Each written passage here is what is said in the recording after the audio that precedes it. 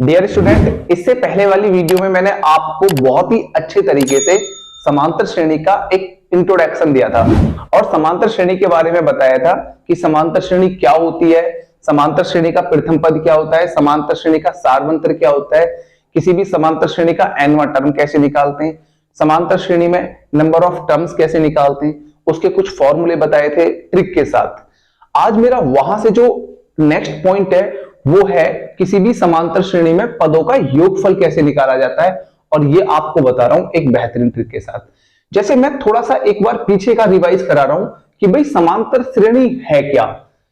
समांतर श्रेणी एक ऐसी सीरीज होती है, एक ऐसी श्रेणी होती है कि अगर आप उसके किसी भी टर्म को, अगर आप उसके किसी भी टर्म से उसके पहले वाले टर्म को अगर घटाते हो तो जो घट की संख्या आती है वो सेम होती है। जैसे आपको इसमें दिखाई दे रहा होगा कि भाई 10 में से 5 को घटाया तो 5, 15 में से 10 को घटाया तो भी 5, 20 में से 15 को घटाया तो भी 5। तो इस प्रकार की श्रेणी को हम कहते हैं समांतर श्रेणी। ठीक है, जैसे इसके एक और भी एग्जांपल दे रहा हूं, 10, 20, 30, 40। अगर आप सेकंड टर्म से फर्स्ट टर्म को घटाएंगे तो 10, थर्ड से सेकंड को घटाओगे तो 10, थर्ड से इसको घटाओगे तो भी 10। मतलब किसी भी टर्म से अगर उसके पहले वाले टर्म को घटाओगे तो जो घट की संख्या आती है वो एक सेम संख्या होती है, और इस तरीके की श्रेणी को ही हम कहते हैं समांतर श्रेणी। अब मैंने आपको समांतर श्रेणी का nवां पद निकाला था और किसी भी समांतर श्रेणी में पदों की संख्या कैसे निकालते वो आपको समझाया था, और आज मैं आपको बता रहा हूं कि किसी भी समांतर श्रेणी में पदों का योगफल कैसे निकाला जाता है। देखिए भाई, हमारे पास अगर कोई समांतर श्रेणी को अगर हम रिप्रेजेंट करते हैं तो वो होती है a,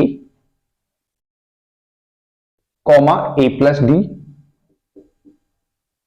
comma a plus 2d, comma a plus 3d, a plus n minus 1 into D. ये होती है समांतर श्रेणी। अगर मुझे समांतर श्रेणी के n पदों का योगफल निकालना है तो जो उसका फॉर्मूला होता है वो क्या होता है कि भाई प्रथम पद, देखो प्रथम पद क्या है इसमें a, सार्व अंतर क्या है, सार्व अंतर को हम दिखाते हैं d से। किससे? d से। d सार्वंतर क्या है? d। और सार्वंतर निकाला कैसे जाता है? सेकंड टर्म से फर्स्ट टर्म को घटा के, और हमें n पदों का योगफल निकालना है। कितने पदों का? n पदों का योगफल। तो जो इसके लिए हम बेसिकली फॉर्मूला यूज करते हैं, जो हम 10th में 11th में जो हम सीखते हैं उसके लिए फॉर्मूला यूज करते हैं, Sn बराबर n बटे 2 2a plus n minus 1 into D. इस फॉर्मूले से हम किसी भी समांतर श्रेणी के n पदों का योगफल निकाल सकते हैं। क्या फॉर्मूला है? Sn किसको रिप्रेजेंट करेगा? सम ऑफ नंबर्स। किसका? AP का। n upon 2a plus n minus 1 into D. यहां पे n क्या है? जितने भी टर्म्स का वो सम पूछ रहा है। a क्या है? प्रथम पद। और d क्या है? सार्व अंतर, जो कि किसी भी समांतर श्रेणी के किसी भी टर्म से उसके पहले वाले टर्म को घटा के मिलेगा। ठीक है, तो ये तो हुआ इसका एक बेसिकली फॉर्मूला। जैसे मैं आपको इसे क्वेश्चन करके दिखाता हूं। जैसे मैं एक छोटा सा सवाल ले रहा हूं कि भाई 3, 6, 9, 12 डॉट, इसने बोला है 10 पदों तक योग ज्ञात कीजिए। 10 पदों तक योग निकालिए। तो सबसे पहले हमें इसमें निकालना है a। भाई a बराबर क्या होता है? प्रथम पद। क्या है? 3। फिर निकालना है इसमें d। d क्या होता है? सार्व अंतर, सेकंड टर्म से फर्स्ट टर्म को घटा के। क्या मिला? 3। n बराबर कितना दिया है? कितने पदों का योगफल पूछा है? 10। ठीक है, अब हमें इसमें सीधा फॉर्म लगाना है कि भाई Sn बराबर n बटे 2 2a प्लस, एक बार में रख लीजिए इस फॉर्मूले को, n माइनस 1 इंटू डी। ठीक है, n की वैल्यू कितनी है? 10 बटे 2, 2 गुणा a की वैल्यू कितनी है? 3 प्लस n की वैल्यू 10 माइनस 1 और ये d की वैल्यू 3। 10 बटे 2 होता है 5, 2 तिया 6 प्लस 10 में से 1 गया तो 9, 9 गुणा 3, तो ये हो गया 5। भाई 9 तिया 27, 27 और 6 हो गया 33। और जब आप 5 तिया 15, 5 तिया 15 और 1 16, तो मेरे भाई इस समांतर श्रेणी के 10 पदों का योग आएगा 165। ठीक है, ये तो था मेरा एक बेसिकली फॉर्मूला। कैसे किया मैंने, पहले मैंने a निकाला, d निकाला, n निकाला, और अभी आपको एक फॉर्मूला बताया था n/2 2a + n - 1 × d। इसमें हमने सीधी सीधी वैल्यू रख दी और कैलकुलेट कर लिया, तो ये आ गया आपका समांतर श्रेणी के n पदों का योगफल। बहुत अच्छे तरीके से समझिए, देखिए और बार बार इसको देखिए। अब मैं बता रहा हूं कि किसी भी समांतर श्रेणी के n पदों का योगफल एक ट्रिक के साथ कैसे निकालते हैं। ठीक है,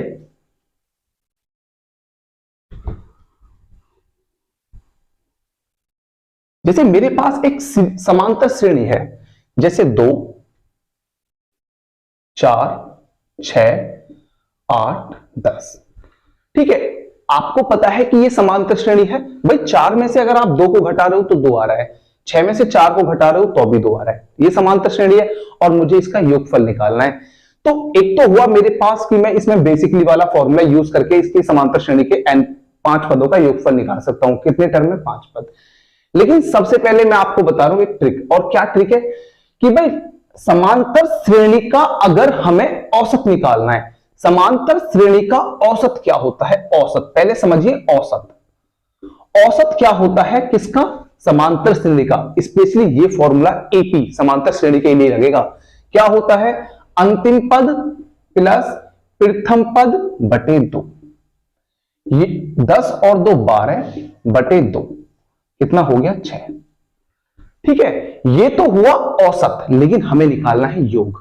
और जब हम योग निकालते हैं तो योग बराबर होता है औसत गुणा पदों की संख्या। पदों की संख्या ये हम जब ये इसमें भी यूज हो रहा है, जबकि जब मैं आपको किसी टाइम एक एवरेज नाम का चैप्टर पढ़ाऊंगा तो तब इसको बताऊंगा। भाई औसत कितना निकल के आया? 6, और पदों की संख्या कितनी है? 5। तो मेरे भाई इस समांतर श्रेणी का योग कितना हो गया? 30। तो योग कितना निकल के आया? 30। आप इसको बिना फॉर्मूला यूज किए निकाल सकते हो कि किसी भी समांतर श्रेणी का योगफल कैसे निकलेगा? प्रथम पद अंतिम पद प्लस प्रथम पद बटे 2 गुणा पदों की संख्या। ठीक है, इससे बहुत ही अच्छे अच्छे क्वेश्चंस मैंने लिए हैं और मैं इसी ट्रिक को यूज करूंगा। देखिए जैसे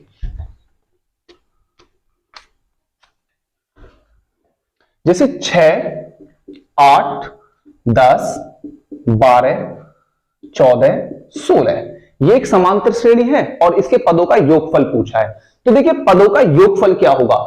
भाई अंतिम पद प्लस प्रथम पद बटे 2 और गुणा कर दीजिए पदों की संख्या। कितनी? 1, 2, 3, 4, 5, 6। भाई 2 से कट गया 6 3 बार, 16 और 6 22 गुणा 3, तो मेरे भाई 22 दिया 66। इस समांतर श्रेणी का योगफल आ गया 66। ठीक है, दोबारा से समझिए। अंतिम पद प्लस प्रथम पद बटे 2 और गुणा पदों की संख्या। कैलकुलेट किया तो आ गया 66। जो एग्जाम ओरिएंटेड क्वेश्चंस है, सारे एग्जाम्स में इसी टाइप के क्वेश्चंस आते हैं एपी से, और मैंने एग्जाम ओरिएंटेड ही क्वेश्चंस लिए हैं जो मैं आपको बताने जा रहा हूं। ठीक है, पहले आप इस सवाल को समझिए ध्यान से। देखिए अगला क्वेश्चन, देखिए 8, 16, 24 ... 96।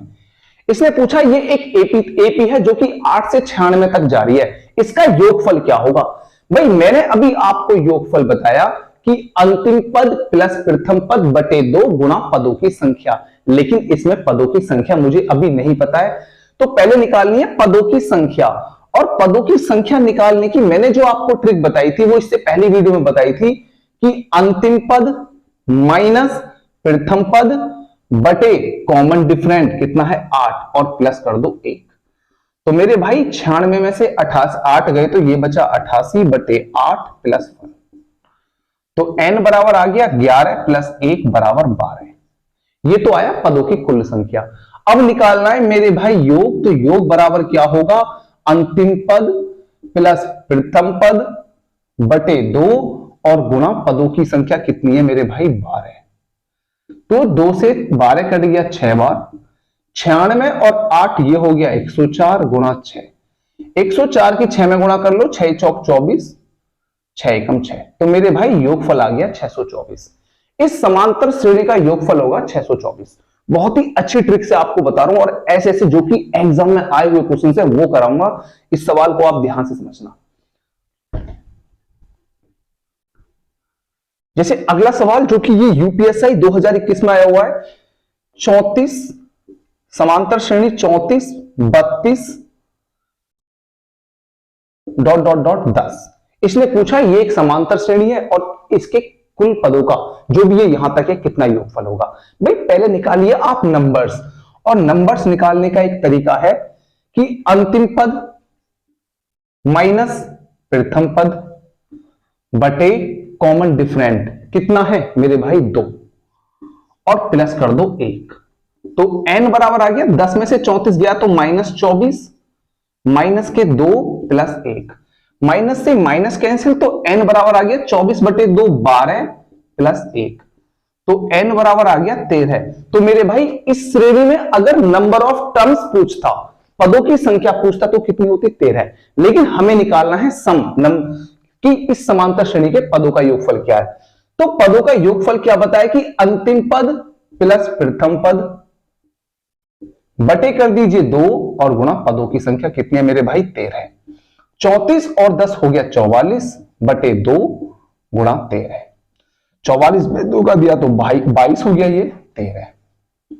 13 दूनी 26, 13 दूनी 26 और 2 28। तो मेरे भाई इस सवाल का जो इस एपी के जो कुल पदों का योगफल आया वो आया 286। ठीक है, इस तरीके से एग्जाम में क्वेश्चंस आते हैं एपी से रिलेटेड। अब देखिए अच्छे अच्छे सवाल मैंने आपको ले रहा हूं इस जो कि एग्जाम ओरिएंटेड हैं और एग्जाम में आते हैं। जैसे 4 8 12 16 84। ठीक है भाई, सबसे पहले निकालेंगे n पदों की संख्या, अंतिम पद माइनस प्रथम पद बटे सारवंतर कितना है 4 प्लस 1। तो n बराबर आ गया 84 में से 4 गया तो 80 बटे 4 प्लस 1। तो मेरे भाई ये आ गया 20 प्लस 1 बराबर आ गया 21। तो पदों की संख्या हो गई 21। लेकिन मुझे निकालना है सम, तो सम अंतिम पद प्लस प्रथम पद बटे 2 और गुणा पदों की संख्या कितनी है 21। 84 और 2 88 गुणा 2 बटे 21 कितना हो गया मेरे भाई 44। 44 गुणा 21 बराबर कितना आएगा, आप गुणा करके इसका खुद लिख सकते हो।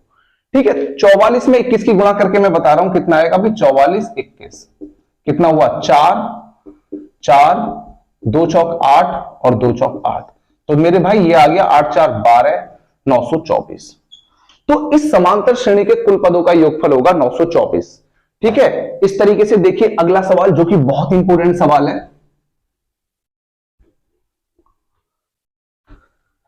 जैसे इसने कहा है कि 5 के प्रथम 10 गुणज। भाई इसने क्या अगला सवाल क्या बोला है, 5 के प्रथम 10 गुणज, 10 गुणज का योगफल क्या होगा, योग ज्ञात करें। 5 के प्रथम 10 गुणज का योग क्या होगा। देखिए बहुत ही अच्छा सवाल है, एक ही से। देखो आपको सबसे पहले देखना है कि भाई 5 के प्रथम 10 गुणज क्या क्या हो सकते हैं। जैसे 5 10 15, तो मेरे भाई ये जाएगा 50 तक। ठीक है, अब इसमें आपको नंबर ऑफ टर्म्स निकालने की जरूरत नहीं है क्योंकि नंबर ऑफ टर्म्स तो उसने ऑलरेडी दिया है, कितना है 10, और योग हमसे पूछा है तो योग बराबर कितना होगा, अंतिम पद प्लस प्रथम पद बटे 2 और गुणा पदों की संख्या कितनी है मेरे भाई 10। ठीक है, तो भाई 2 से 10 कट गया 5 बार और 50 और 5 हो गया 55 गुणा 5, और अगर आप 55 में 5 ही गुणा करोगे तो मेरे भाई 275। तो इस एपी के जो हमारे 5 के प्रथम 10 गुणज है उनका योगफल आएगा 275। बहुत अच्छा सवाल था। आगे सवाल देखिए, ये सारे एपी से ही रिलेटेड क्वेश्चन है जो कि एग्जाम में आए हुए सवाल हैं। जैसे 8 के प्रथम 15 गुणजों का योग होगा, 8 के प्रथम 15 गुणजों का योग होगा। ये बहुत ही अच्छा सवाल है, गुणजों का योग होगा। इस सवाल को समझिए, 8 के प्रथम 15 गुणजों का योग क्या होगा। भाई यहां पे हमें 8 के प्रथम 15 गुणज लेने, जैसे 8 क्या होगा, 8, 16, 24 और कहां तक जाएगा, ये जाएगा 120 तक, क्योंकि 180 में 10 गुणज आते हैं 80 तक, और 8 पन्ना 40, तो 80 और 40 कितना हो गया, 120। तो 8 से 120 तक हो गया आपके 15 गुणज। हमसे पूछा है योग, और योग क्या होगा, अंतिम पद प्लस प्रथम पद बटे कर दीजिए 2, और पदों की संख्या कितनी है मेरे भाई, 15।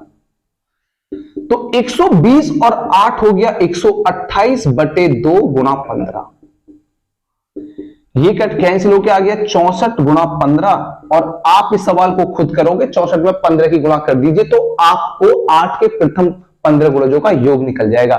ये आप खुद करोगे, 15 में सिर्फ 64 की गुणा करना है। आगे सवाल देखिए जो कि बहुत अच्छा सवाल है। अगला सवाल जो कि कई बार पेपर में आया हुआ है कि 0 से 50 तक विषम संख्याओं का योग ज्ञात कीजिए। विषम संख्याओं का योग, विषम संख्याओं का योग। देखिए इस सवाल को हमें 0 से 50 तक विषम संख्याएं लेनी है, और विषम संख्याएं क्या होती हैं, जो कि 2 से विभाजित नहीं होती हैं, जैसे 1, 3, 5, कहां तक लेनी है, 50 तक। तो ये लास्ट वाली संख्या जाएगी 49। अब मैं आपको बता दूं 1 से 49 तक जो हमारी विषम संख्याएं होती है वो होती है 25 टोटल। तो n बराबर मिल गया 25। हमें निकालना है कि योगफल कितना होगा। तो योगफल क्या है, अंतिम पद प्लस प्रथम पद बटे 2 और गुणा पदों की संख्या मेरे भाई 25। 49 और 1 50 बटे 2 गुणा 25, 50 बटे 2 हो गया 25 गुणा 25, और 25 का वर्ग होता है मेरे भाई 625। तो 1 से 50 तक जो विषम संख्याओं का योग है वो आ गया 625। वैसे इस सवाल को निकालने का एक और भी तरीका है, बट मैंने आपको बताया है एपी का एक क्वेश्चन मान के, कि अगर इस क्वेश्चन को हम एपी का एक मानेंगे तो कैसे निकालेंगे। एक बहुत अच्छा सवाल कर रहा हूं।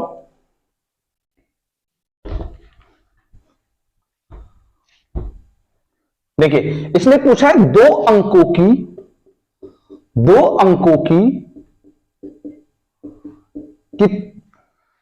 अंकों की संख्याओं का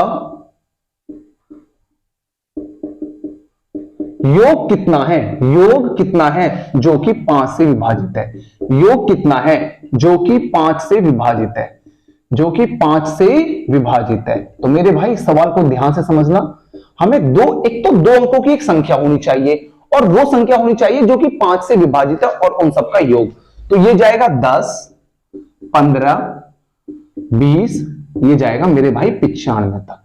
ठीक है, तो सबसे पहले हमें निकालने नंबर ऑफ टर्म्स, कितनी संख्याएं बनेंगी। तो मेरे भाई नंबर ऑफ टर्म्स निकलेंगे 95 माइनस 10 बटे 5, क्योंकि कॉमन डिफरेंस कितना है 5, प्लस 1। 95 में से 10 गया तो ये बढ़ गया 85 बटे 5 प्लस 1। 5 एकम 5, 5 सत्ते 35, 1 कितना हो गया 18। तो मेरे भाई नंबर कितना है 18। हमें निकालना है योग, और योग बराबर क्या होगा, अंतिम पद प्लस प्रथम पद बटे 2 और गुणा 18 पदों की संख्या। ये हो गया 105 बटे 2 गुणा 18। तो ये कट गया 9 बार। तो मेरे भाई 105 गुणा 9, भाई 9 पंजे 45 का 5, 9 एकम 9। तो मेरे भाई योगफल कितना हो गया 945। इस तरीके से आज मैंने एपी का ये आपको सिखाया कि एन टर्म्स का सम कैसे निकाला जाता है, एक बेहतरीन ट्रिक के साथ। अंतिम पद प्लस प्रथम पद बटे 2 और गुणा पदों की संख्या। यूपीएसआई कोई भी कॉम्पिटिटिव एग्जाम हो, नंबर सिस्टम में ही बहुत सारे क्वेश्चंस आते हैं, और AP, GP, HP number system का ही एक पार्ट होता है।